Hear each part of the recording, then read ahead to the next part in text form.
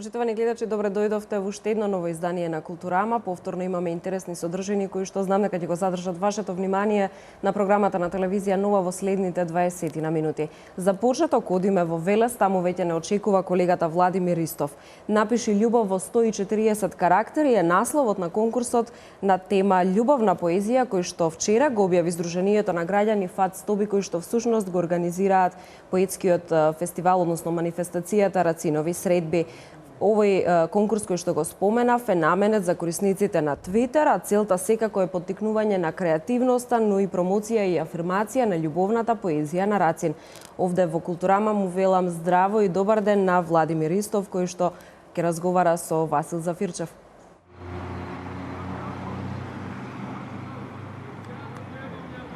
Добар ден од топлиот Велес студио. Како што наближува почетокот на месец јуни, така привршуваат подготовките за една од најстарите манифестации во Велес и Македонија, Рацинови средби, посветена на основоположникот на современата македонска литература Коста Солев Рацин.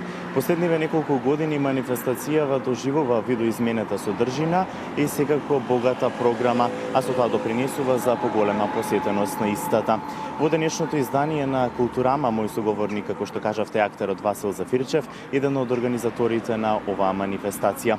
Добро дојдовте во телевизија Нова. Како течат подготовките за овогодинешното издание? Благодарам пред се за поканата и за вклучувањето во вестите. Подготовките се во тек. За кратко не очекува официјалната пресконференција на која што ќе промовираме и презентираме годинешната програма на манифестацијата, како и сите детали околу наградните конкурси за престижните награди, првенствено за Рациновите признанија и за одлани нововостановената награда за најдобра дебитантска поетска збирка антологија на Болката. Годинава ги задржуваме традиционалните вредности како програмски активности на манифестацијата, кои што го одбележуваат низиното траење во изминатите 53 изданија од 1963-та, кога практично и започнува одржувањето на Рациновите средби во Велес. Еден континуитет во кој манифестацијата навистина прераснува во една од најзначајните културни манифестации во државата, која што доделува всушност и најпрестижната награда за прозно стварување, иако ние од минатата година направивме и поспецифична и конкретна естетичка профилација на наградата, така што доколку признанието се доделуваше во изминатите 5 децении за било кое прозно стварување, од минатата година се доделува само зона прозно стварување, кое што е одбележало годината помеѓу двете Рацинови средби, но кое што е иновација во форма, структура и содржина со цел да допринесеме во некакви нови одредници и смерници за модерниот развој на македонската книжевност. И годинава е објавен конкурсот за најдобрите твитерџи, напиши љубов во 140 карактери. Каква е заинтересираноста годинава? Интересот во принцип за наградните конкурси на манифестацијата годинава е зголемен во однос на минатата година, што особено нарадува. Тоа говори дека сме на вистински добар пат да изградиме нови вредности кои со текот на годините ќе преминат пак во традиција. Конкурсот го објавивме во средата на 25-ти, ќе трае до 1 јуни. Ќе одбереме најдобрата и најубавата љубовна порака која што ќе биде испратена на хаштагот РС или скратеница од Рацинови средби на официјалниот профил на манифестацијата, но годинава за прв пат го поканивме како председател на жирито еден истакнат лик од просторот на социјалните мрежи, познат коментатор и колумнист Богдан Илиевски, алијас Бетмен Велит, кој што заедно со останати представници од Сдруженијето ќе ја одбере најубавата Твитер порака, а наградата ќе биде доделена во рамките на свеченото отворање на Рациновите средби на 9 јуни. Која е девојката што годинава ја избравте за муза на Рациновите средби? Тежок ли беше изборот? Беше. Навистина годинава аплицираа повеќе девојки од колку минатата година. Имавме вкупно 12 кандидатки, речиси од сите средни училишта во градот. Од нив на аудицијата се појавија само 10. Така што стручната жири комисија се двумеше помеѓу две кандидатки кои што влегоа во потесниот избор за оваа титула и на крајот со едногласна одлука одлучивме тоа да биде Сара Тодоровска, ученичка во Велешката гимназија Кочо Рацин, со кое што веќе изработивме ексклузивната фотосесија, од која што ќе биде изработен целокупниот рекламен материјал на годинишното издание на манифестацијата. Минатата година оно што ќе остане запаметено на Рациновите средби е спектакуларното затварање, досега невидено за сите тие изданија.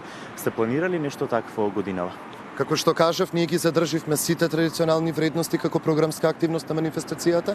Годинава спектакуларно ќе биде свеченото отворање, кое што ќе се случи на платото на спомен костурницата во Велес, во низиното ново, како би рекол, реставрирано издание.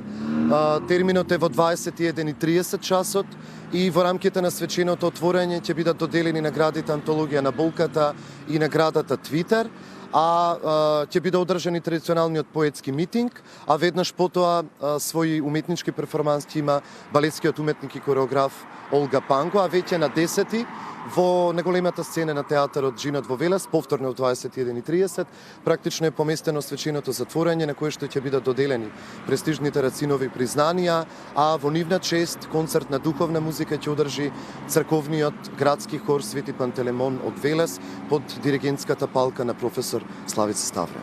Јас ви благодарам за вклучувањето во ТВ Нова и ви посакувам успешна реализација на замислените проекти. Студио, доколку немате прашање, ова би биле најновите информации поврзани со 53-тите Рацинови средби. Од топлиот Велес се одјавуваме до следното вклучување, остануваме да ги следиме настаните кои што се случуваат во нашиот град. Владимир, ти благодарам и на тебе и на актерот Васил Зафирчев, кој што е всушност задолжен за организација на манифестацијата Рацинови средби. Од пред театарот Джинот во Велес одиме во Струмица, таму веќе не очекува колегата Даниел Дацев, кој што ќе ни зборува на тема Астерфест. Вечерва почнува фестивалот кој што ќе трае до 31 мај, се работи за 12-тото издание на интернационалниот филмски фестивал Астерфест. Мотото е мали приказник, голем ум. Дали се слушаме со Даниел, повели? Така, студио денеска и официјално започнува 12-то издание на интернационалниот филмски фестивал Астерфест. Сето тоа што ќе биде ново и поврзано со фестивалот Астерфест, оваа година дознаваме токму од Горан Тренчовски, кој е основач и менаџер на Астерфест. Горан, ти благодарам што си дел од нашата емисија. Знам дека во моментов си представувате, имаш премногу обврски, но како за почеток сакам да ве прашам дали веќе се завршени сите подготовки. Јас верувам дека луѓето со нетрпение го очекуваат ова 12-то издание на Астерфест. Очекувате ли оваа година голема посетеност и што нуди оваа година Астерфест? Кои какви филмови ќе ни бидат прикажани? Овака подготовките се завршени. Денес имаме неофицијален почеток во 11:30 часот. Ќе започне фестивалот со така своја увертирна проекција со еден долгометражен игран филм за деца, како еден новитет во фестивалската програма. Тоа е филмот Тандара Мандара на лауреатот Вајд Хелмер. Имаме изобилство од посетители, значи најмлади ученици од прво до пето одделение кои што пројавија интерес од основните училишта од Струмица да го посетат овој филм. Салата е преполна.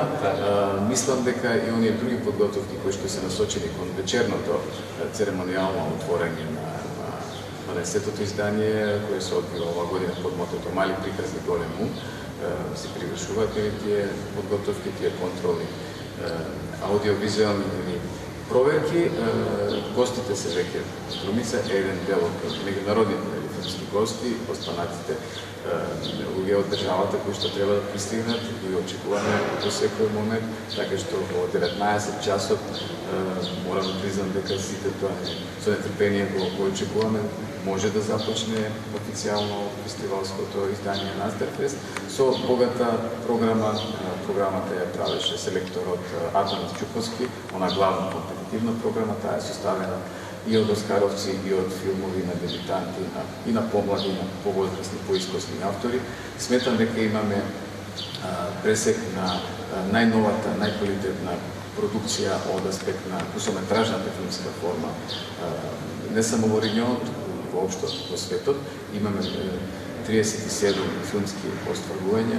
Програмата навистина варира и е доста богата покрај кусометражните филмови.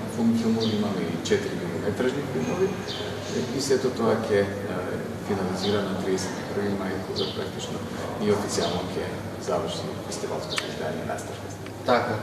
Сакам да ве прашам, од кои држави се ги гледаме филмови овие денови на Астерфест? Вака имаме од речиси сите континенти, од 20 држави, кои што партиципира во таа меѓународна филмска програма, тие се веруваат, рамо до рамо со најуспешните, најреферентните филмови. Имаме и македонски филмови и во главната програма, и во панорамската програма. Значи, едноставно, оно што сметаме дека е рецентна, можна актуелна, трендовски насочена и свежа филмска продукција од концептот на заедничкото мото мали приказни голем ум, дека може да се најде како составен сегмент од фестивалот оваа година и селекторот верувам дека направи брилјантна програма која што ќе ги задоволи и вкусовите и афинитетите и секако генерацијските разлики тука нема да постои, затоа што има филмови и за оние како што е овој денешниот за најмладите и за оние повозрастните, поискусните, сладокусците, пасионираните любители на филмската уметност. И сметам дека сите тие 5 денови заеднички учествуваме во знакот на филмската уметност и морам да признам дека сум задоволен од она што го имаме како производ спакувано и како понуда го имаме пред нас, пред белото платно, да на некој начин овозможиме безпрекорна комуникација, рецепција на тие најнови аудиовизуални дела и сето тоа да биде со едно ново искуство, за да потоа се започнат подготовките и за следното издание. Так. Би сакал на крајот да ве прашам, кои филмови ќе се надпреваруваат за златна, сребрена и бронзена подковица оваа година? Тоа се 21 филми во таа главна официјална компетиција. Имаме 7 играни, 7 документарни и 7 анимирани филмови, значи од реков од различни држави. Има филмови. Мислам дека таа програма е правена со дискурс на концептот на мотото и селекторот и кој имаваше навистина да биде поедначена и доста разнородна филмска програма, категоризирана во тие 3 програмски блокови. Можете интересен и специјалниот блок Мувилет, посветен на кусометражната израелска филмска форма, имаме тука 5 филмови израелски кои што ќе бидат прикажени. Имаме 6 филмови од македонски автори во ревијалната ретроспективна, односно панорамска програма и 4 долгометражни филмови покрај оној детскиот што го спомнав, Андара Мандара, ќе се прикажат и уште еден филм на Вајт Хелмер, Тувалу, ќе биде прикажан филмот во чест на Борис Каваца, Нахраними со зборови, мощно интересно словенечко долгометражно играно оследување и секако македонскиот антологиски веќе долгометражен филм Жеп по режија на Дмитрија Осмали, по сценарио на Живко Чинго, една реставрирана, би рекол, мощна нова дигитализирана филмска версија, која што првпат ние како стумичари ќе ја видиме кај нас во она проекција која што беше во кинотеката на Македонија неодамна, која впрочем и го возможи партнерски филмски прикажување. Ти благодарам, Горан. Студио, нашата екипа подбудно око ќе го следи овој настан и ќе известува и понатаму што се ќе се случува. Значи започнува денеска 27 мај па се до 31 мај. Студио, дали имате прашања? Благодарам, Даниел. Мене ми останува само да повторам дека вечерва во Струмица, од каде што впрочем ни се јавивте ти и твојот соговорник, почнува Астерфест, кој што ќе трае до 31 мај. Вкупно 21 краток филм, игран, документарен и анимиран филм, секако се програмата на дел од програмата на Астерфест и 4 долгометражни филмови од 17 држави. Што се однесува пак до браќа Манаки, новото раководство на фестивалот вчера ја одржа првата пресконференција посветена на годинашното издание. Директорот потврди дека Роби Милер, холандскиот славен кинематографер, е добитникот на Златната камера 300 за животно дело. ТВ Нова вчера во рамките на Културама направи пренос во живо од пресконференцијата, која што ја следеше колешката Наталија Дучковска, еве го нејзиниот прилог. Холандскиот и светски кинематограф Роби Милер е добитник на наградата за животно дело Златна камера 300 на годинешното 37-мо издание на интернационалниот фестивал Браќа Манаки. Оваа престижна награда на 3 јули на отворањето на ретроспективната изложба. Мајсторот на светлината Роби Милер ќе му ја додели новиот директор на фестивалот Благоја Куновски-Доре во придружба со уметничката директорка Евгенија Теодосиевска во Амстердам. Што се однесува до опусот на Роби Милер, во него има над 80 филмови со кратките од стартот на кариерата и потоа повеќето целовечерни играни филмови, како и 15 на телевизиски филмови во како дел или со серијали, епизоди или специјално правени. Ние со оваа награда не само што му се одолжуваме на Роби Милер, сакаме неговиот живот да добие уште една звезда која ќе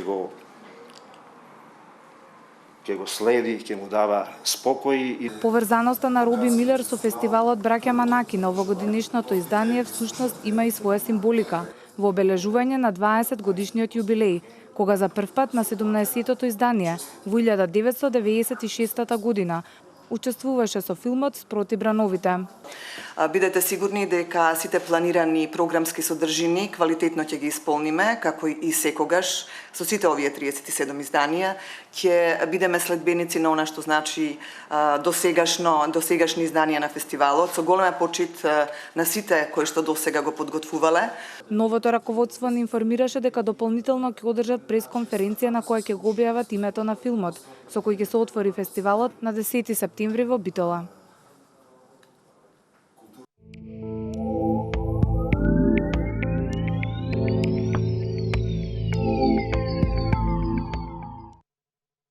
Македонскиот народен театар почна да работи, односно веќе работи на својот нов мегапроект. Представата се нарекува Соларис, а е во режија на Андри Жолдак. Светската премиера ќе се одржи на 10, 11 и 12 јуни на меѓународниот театарски фестивал Винер Вестхофен во Виена, Австралија. Австрија. Во Виена ќе отпатува екипа од 40 луѓе, од кои 10 се учесници на сцената. Некои од улогите ги толкуваат актерите Дејан Лилич, Дарија Ризова, Александар Ѓоргиевски, Славиша Каевски и Драгана Левенска. Премиера е од исклучително значење за Македонскиот народен театар, кој што во копродукција со овој престижен фестивал во Виена, кој што е основан уште во 1951 година, ќе има една успешна соработка и јас се надевам дека навистина Македонскиот народен театар со целата екипа и на актери и на целиот тим навистина ќе имаме една прекрасна светска премиера. Во септември ќе можеме да проследиме и овде. Се надевам дека во септември Македонскиот народен театар ќе има и своја втора оваа година копродукција со театарот Легница од Полска, каде што во континуитет работат на нивната заедничка представа. Така да, сосема на крај ќе кажам дека културата и уметноста и со оваа светска премиера навистина продолжува со своите успеси и Република Македонија, како и со сите оние проекти кои што ги поддржуваме во континуитет, како и со оваа светска премиера, навистина е присутна не само во континуитет, туку и секојдневно, морам да кажам, на светската културна мапа. Ако се запрашаме сите што значи современиот театар денес, што е естетиката на современиот театар, кои се големите имиња на современиот театар на режисери, одговорот е прост. Ќе ги најдете во програмата на Виенер Фестивал. И затоа можам да кажам дека со гордост и со среќа 10, 11 и 12 јуни Македонскиот народен театар во копродукција со Виенер Фестивал ќе играме Соларис и би рекол дека тоа е почетокот на нашите големи планови за заложба и промоција на МНТ во Европа и она што би сакал да го кажам колку може би нескромно да звучи, дека всушност Виена е почетокот на играњето и презентирањето на Македонскиот народен театар во она што се нарекува прва лига на европски театри и фестивали и уште еднаш. А во Кучани веќе се одржува 52-то издание на драмскиот аматерски фестивал, кој што се организира по 40 пат во овој град. На фестивалот кој цели 5 децении обстојува во Македонија ќе се прикажат повеќе од неколку представи, ќе гостуваат и многу актери и режисери со кои што ќе имаат можност да се дружат сите оние кои што ќе појдат да ги погледнат представите. Со прилогот кој што ни го испратија колегите дописници од Кочани го завршуваме ова информативно издание од областа на културата. Ќе ви се заблагодарам за вниманието, меѓутоа сепак ќе ви препорачам да останете на програмата на телевизија Нова. Во Центарот за култура Бели Мугри официјално беше отворено 52-то издание на Драмскиот аматерски фестивал на Македонија. Според традицијата, домаќин е Кочани по 40 пат. Годинава учествуваат театри од Македонија, Србија, Црна Гора и Словенија. Присутните на отворањето ги поздрави извршниот директор на Драмскиот аматерски фестивал Благој Пенов, кој добро го објасни она што се случуваше во претходните 40 години во Кочани. Годинава Драмскиот аматерски фестивал на Македонија Кочани 2016 одбележува несекојдневен датум за културната историја на Македонија, но и за нашиот град. Кочани 40 лета фестивалски град 1977-2016. Фестивалот за отворен го прогласи градоначалникот на општина Кочани Радко Димитровски. Статистиката вели дека на ДАФ се прикажани повеќе од 700 театарски представи. Настапиле повеќе од 8000 актери аматери, режисери, сценографи, костимографи и тонмајстори или во просек годишно на фестивалската сцена во Кочани на публиката и биле прикажувани 15 сценски остварувања. Во 2004 година фестивалот добива меѓународен карактер, кога Кочани ги отвори вратите за многу театарски ансамбли од странство.